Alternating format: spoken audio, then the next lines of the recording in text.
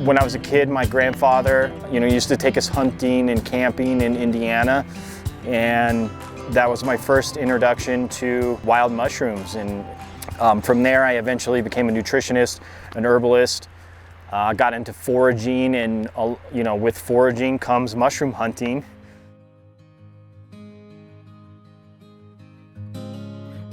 When I first started collecting on my own was here in the White Mountains, and I was already a forager, but I had realized, there's mushrooms everywhere when the monsoons come. So why not figure out what's edible and what's poisonous so I can, add that to my, wild food collection.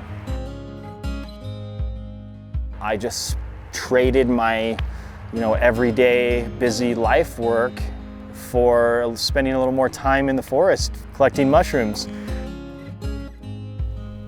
These are puffballs, and they're white inside, so these are edible. Normally, I'd have my pocket knife and just cut these off real quick, but since they're soft and fresh, I'm just gonna pull them off with my hand. And we'll put these in our little bag of mushrooms that we collect now. Who doesn't think about when they're hiking, what is this mushroom that you found? Everybody wants to know that. The mycelium is in the ground. We're not actually taking the mushroom away. We're just taking the fruiting body away. There's no environmental impact to that, even when harvesting tons of mushrooms out of the forest. What we are afraid of, the impact, is like commercial harvesters coming in and riding their quads and doing, just trashing the forest, and basically leaving nothing for all the local people throughout Arizona that want to, come collect mushrooms. So it is okay to take these and get them identified, and that's what we're gonna do. I started with my local hiking shops, REI, Sportsman's Warehouse. They have mushroom identification books, and from there, I kind of got associated with the North American Mycology Association. From there, I found our local chapter, which is the Arizona Mushroom Society, and they're a great group of people who run that organization that really help locals learn about mushrooms that grow here.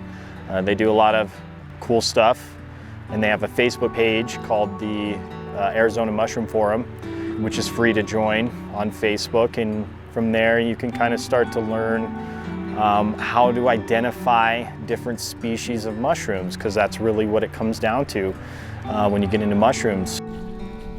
You can see the difference. These are gills, those are pores. Here's a good angle too. They're not necessarily pores. Definitely one of the characteristics is a slimy cap.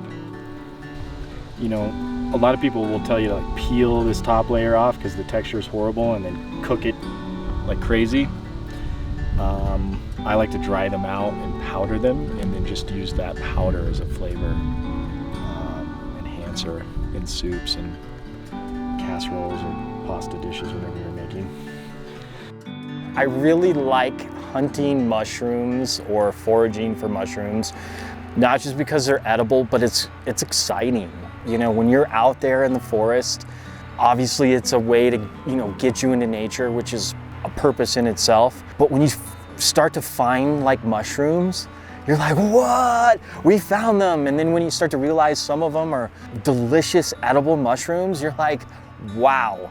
So it just, even after a long day of hiking, no mushrooms, and then you find mushrooms again, you're all of a sudden bouncing through the forest because you're so excited.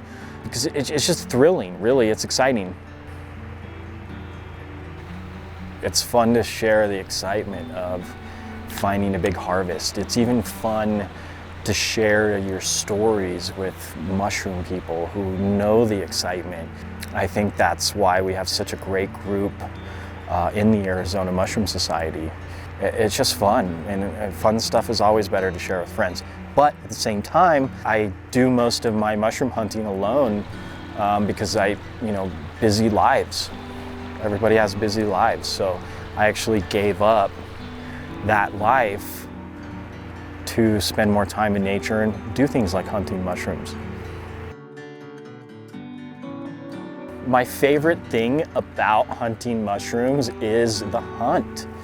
I really don't like cleaning mushrooms for hours. I semi-enjoy cooking them. I really love eating them, but hunting them is a whole, like just driving out knowing they're probably gonna start growing is super exciting.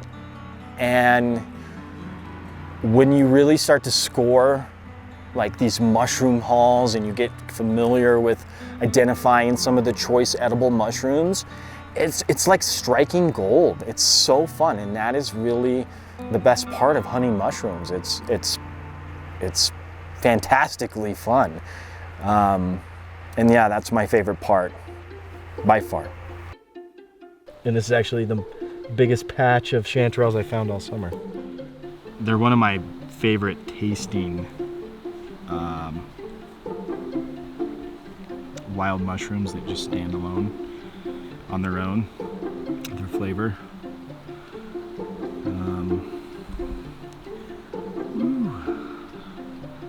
That's exciting. Take this one right there too, huh? When you're trying to forage to the level of supplementing your food budget, you know, hunting, foraging, fishing, mushrooms need to be a part of that equation, because you can definitely preserve mushrooms so you can eat them. You know, if you harvest a lot, you can use that through the rest of the year, and that becomes a great asset when in the wild food game. What I would recommend first is really getting familiar with the idea of identifying key characteristics of species of life, whether that's plants, whether that's animals or fungi. And through that understanding, you'll kind of let go of the fear that usually is associated with a beginner's mind of hunting mushrooms. You know, which is usually what most people say, is that they're afraid to pick the wrong thing. Well, what you do is you just learn the basics of the science of identifying, you know, plants, animals, and fungi. You know, key characteristics that are kind of hard to miss, you know, when you start to identify these things. And plus, at the same time, you get familiar with your local associations and Facebook groups. You know, like I said, the Arizona Mushroom Forum Facebook group is a great place to start. Plus, there's a lot of mushroom identification groups on Facebook, and they have rules for posting. So when you learn those rules, you're starting to learn how to identify and what key characteristics you need to look for in certain mushrooms. And that kind of helps take away the idea of that, you know, you might pick something wrong, eat it, and kill yourself. From there, you get familiar with precipitation in your area and soil temperatures, which are going to spawn different types of mushrooms. And I'm sure wherever area you're from, even if you're not in the White Mountains, you're going to be around people who are already familiar with the mushroom growth in the area. Find those people. I guarantee they're going to be more than willing to help you learn as much as you want to about mushrooms. You know, enjoy yourself, just enjoy nature. That's why we're out here. And we have a saying, when in doubt, throw it out.